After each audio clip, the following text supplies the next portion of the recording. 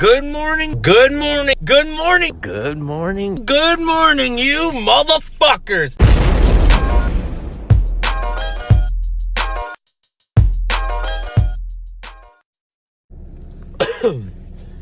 Well, what's up, y'all? It's cold, it's shitty. It's becoming a lot like Christmassy winter out here. Oh boy, oh boy, oh boy. And, my YouTube channel, I honestly didn't know what the hell I was going to talk about today. And then this little light bulb went, I got a topic. And I got a topic that everybody in the world can relate to. And that's cliques, gangs, people you used to hang out with. And you guys would have a crew.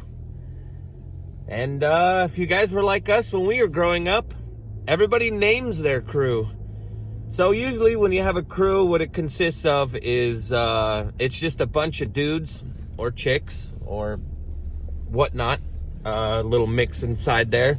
It's just a bunch of people that hang out consistently every single day, and eventually somebody opens their mouth and says, hey, we're going to name this group. And we're going to name this group such and such, or blah, blah, blah. And growing up in Great Falls, Montana, when I was younger, I would say like, shit, this is crazy. 11 or 12 years old, I'm going to have to say just turned 12. Yes, I have to be turning 12.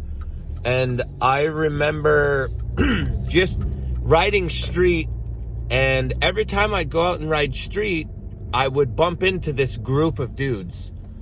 Now, when you're a younger kid, most of the time, younger kids, if they bump into people, sometimes they'll tag along. Sometimes they'll meet up, they'll talk a little bit, or some of them are just super ass annoying.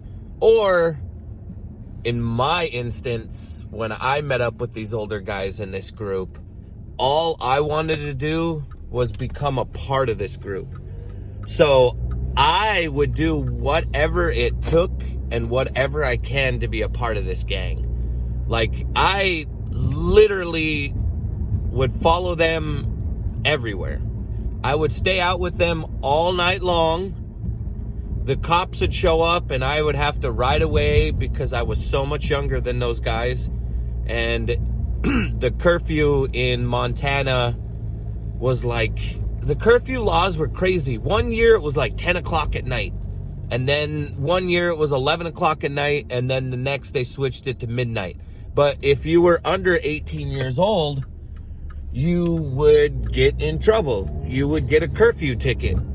And so I would go and hang out with these older guys, and a majority of them are 4 to 5 years older than me, and some of them are like 10 years older than me.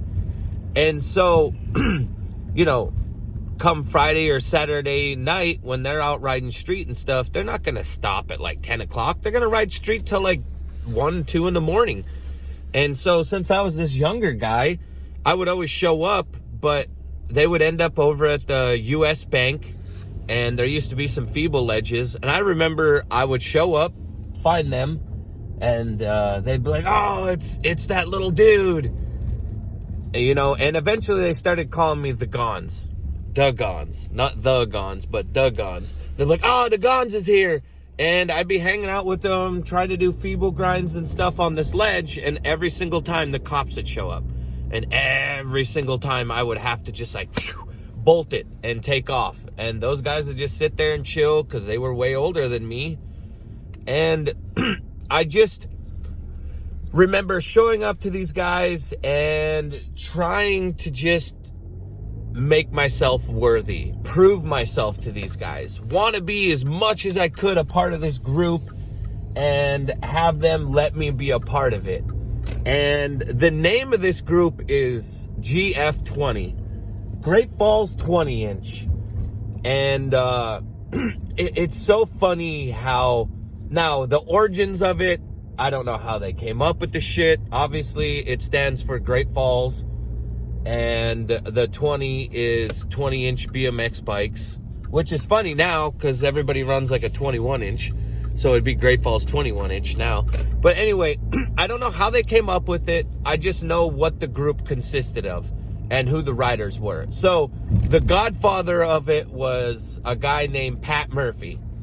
Now, Pat Murphy was like this 6'2", like kind of thick.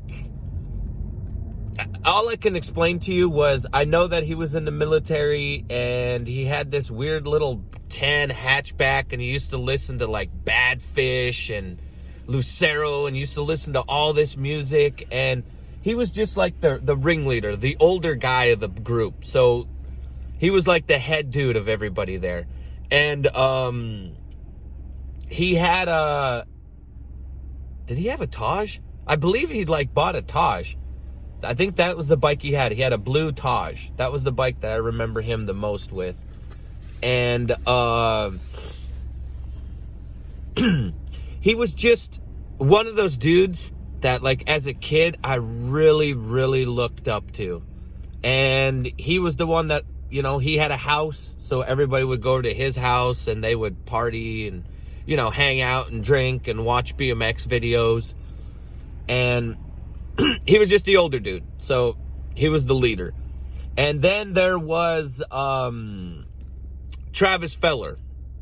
Now, Travis Feller is obviously, if you guys watch these enough, you guys know that Travis owns a bike shop, was the owner of Knicker Biker. We worked together, been friends for years, 20 plus years, easy 20 plus years, 25 years I've been friends with this guy. Holy shit. Travis, let me see. Travis had a Robinson bike.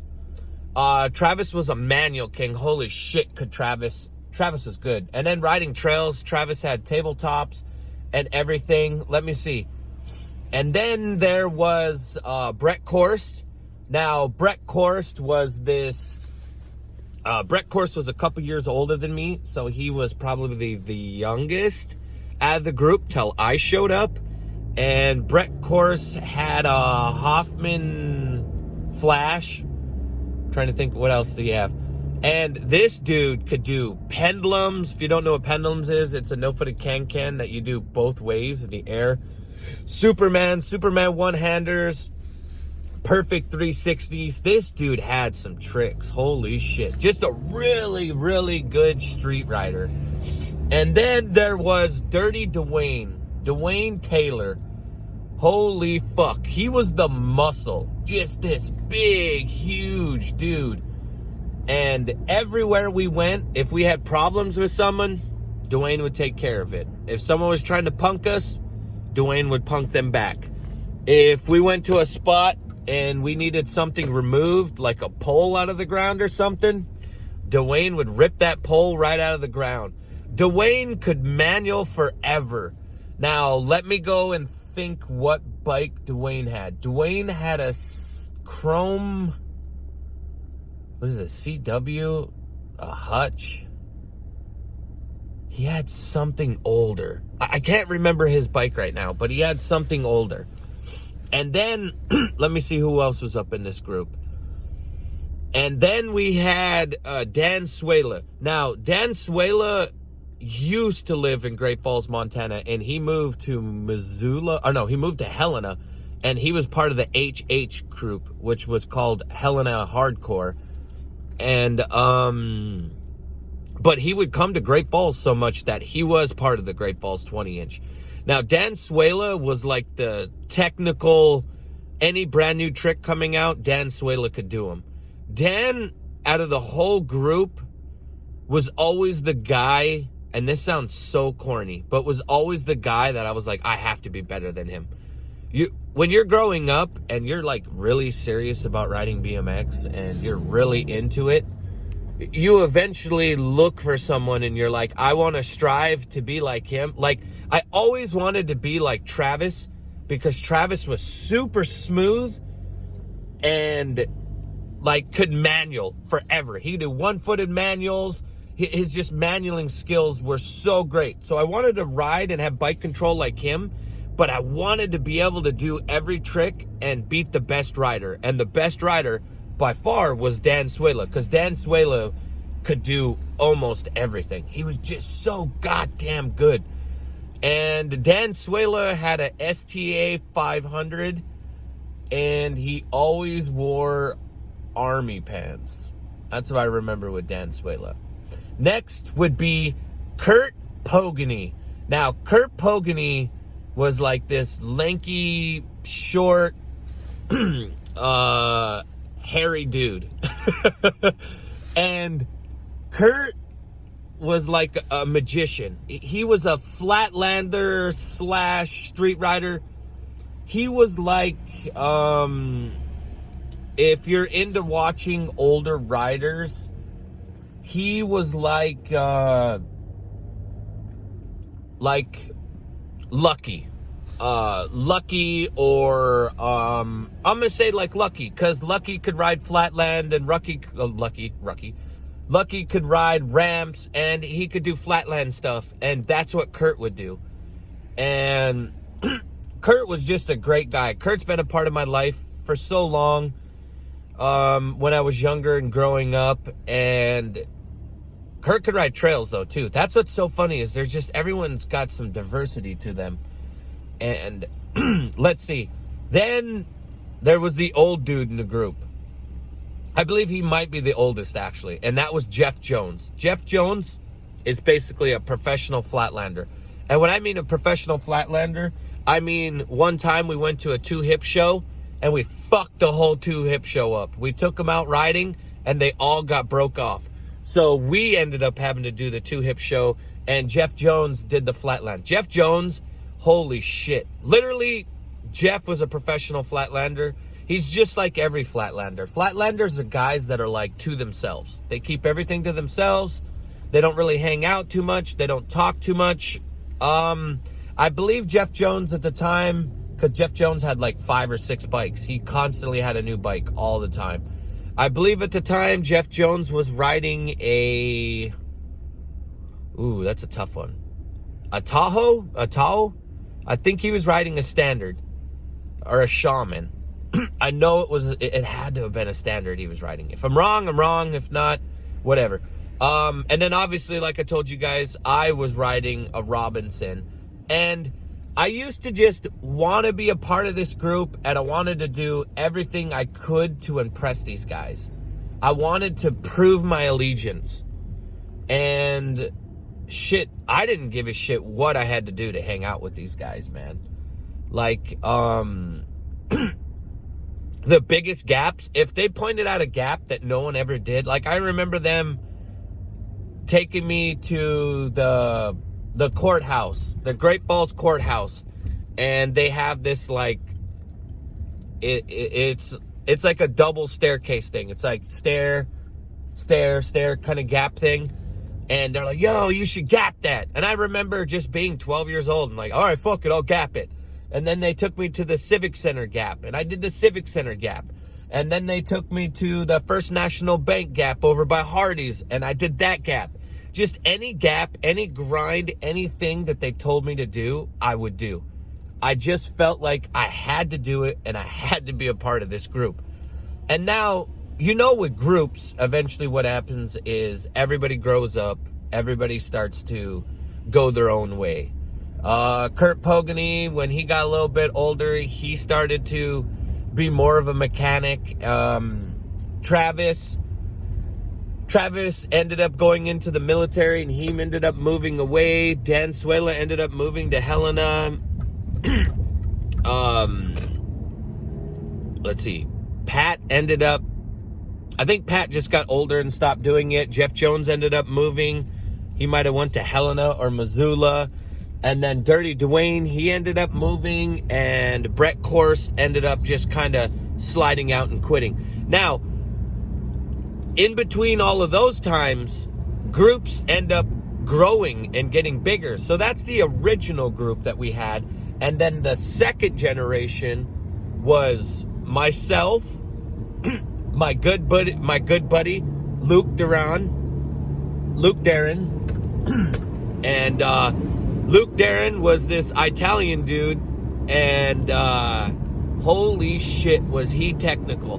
Now, Luke couldn't really afford bikes, so Luke had a Huffy with the dopest parts you could think of. Odyssey triple walls, Primo power bites, Primo tenderizers, Primo seat, Hoffman bars, you know what I mean? Like solid stem. He had all of the parts, just always ended up having a shitty frame for some reason. But he was a technical god. He could do every rocket maneuver there was. And that was where I learned rocket grinds from, was Luke. And then the next rider that came up was Josh Parker. Now, Josh Parker, when I met him, he had a Specialized. And Specialized came out and they started making aftermarket bikes. He had a camo Specialized, I believe. And Josh Parker ended up being my like arch rival. Like when you're growing up, you're gonna end up having friends. Like, come on, all you guys on here right now that are gonna watch this have that one friend you grew up with, and it was just a competition. It was friendly, but it was a competition. If you went out and did a handrail, that motherfucker did a handrail. If you did a feeble grind, he would do a feeble grind to Smith grind.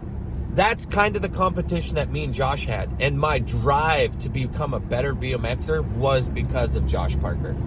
So, it was Josh Parker. And then we had Craig Love. Now, Craig Love moved to Great Falls from Seattle, Washington. And we always just thought he was a hick.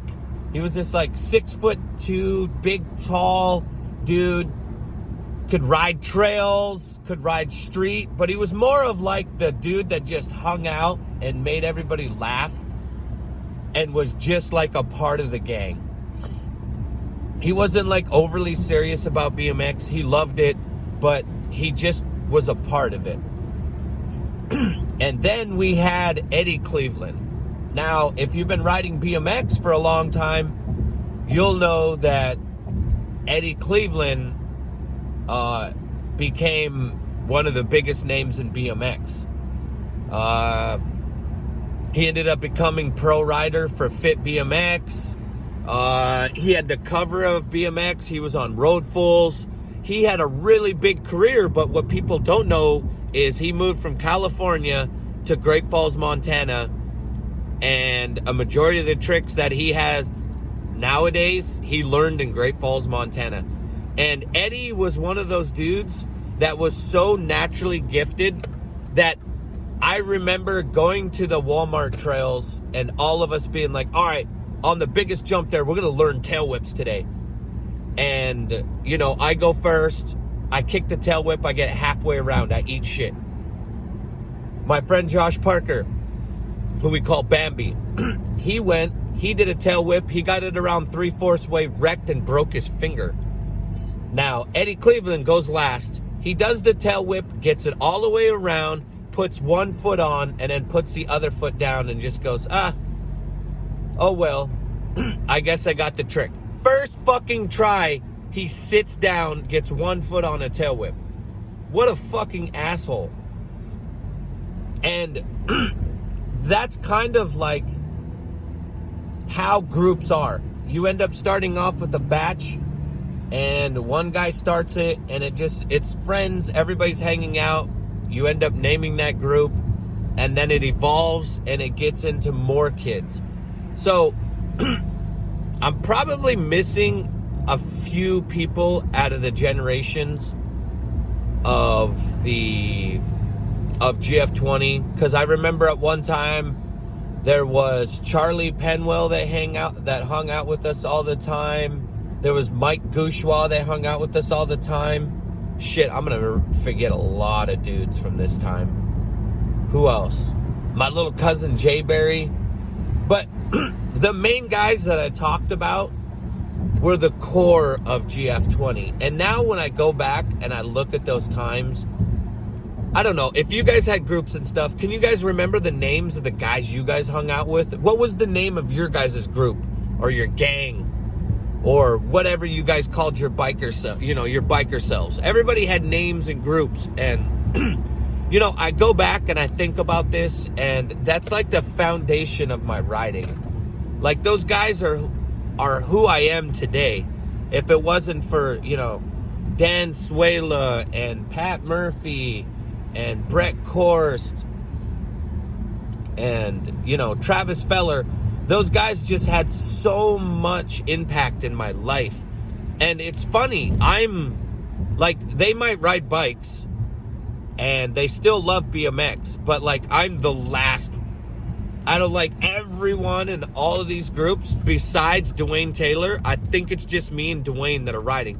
Now, Dwayne's into BMX racing. He's found his niche. He's like number 2 state champion this year or something like that. So he's into BMX racing, and I'm still into freestyle and doing this. And all of those guys still ride bikes. They're just not super serious like myself. You know what I mean? I think Pat Murphy might ride a bike every once in a while. He's got kids. Obviously, Dirty Dwayne's racing. Brett Korst rides around every once in a while.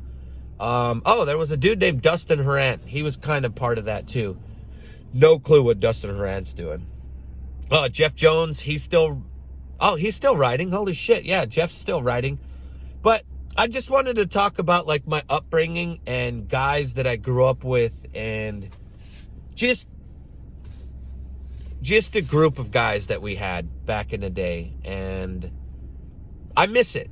So if you guys got any groups or people that you grew up with, and you guys remember being younger and looking up to people, I just want to know who they are. Tell me down below who they were, and give me an idea of what your scene was like when you were growing up, and your ideas, and who was the big head honcho, or sometimes there's guys that you just didn't like and you wanted to do the complete opposite of them. There's always people out there that are like, your arch nemesis, but they're not good. Like, I had an arch nemesis. They're bad. But anyway, guys, I hope you guys enjoyed this video. I have no clue how I talked about it for 20 something minutes. Make sure to like the video. Make sure to share it on your guys' YouTube. If you guys have playlists, put me on your playlist. Make sure to share it on your Instagram stories. That's an easier way. All you have to do is tag in my name and tell them to go to my bio, because the link will be inside the bio. Tell them to subscribe to my YouTube channel, and also hit the notification bell. If you hit the notification bell, it lets the robots in YouTube know that I got people on there, so it'll help streamline my videos better. And also, thanks to everybody that leaves comments and has good conversations with me. I really appreciate it.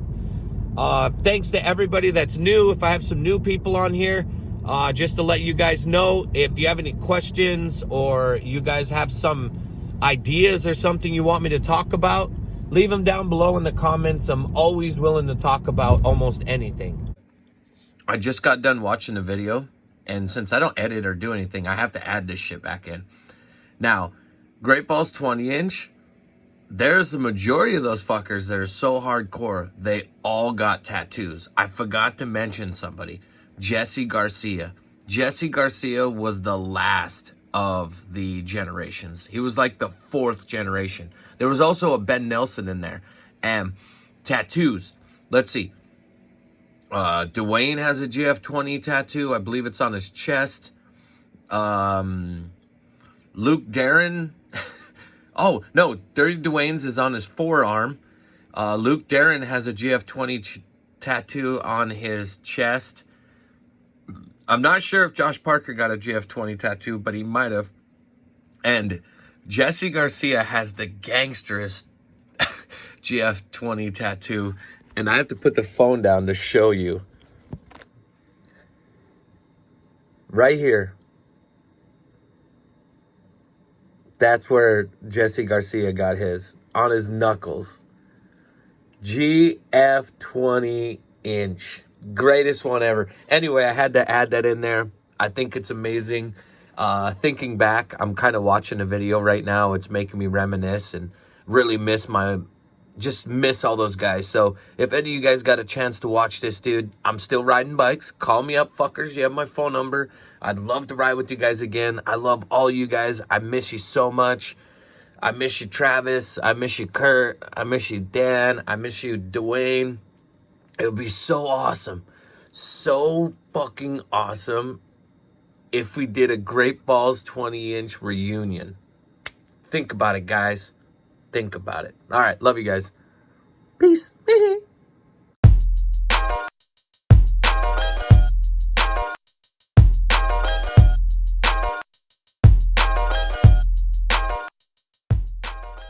And marijuana.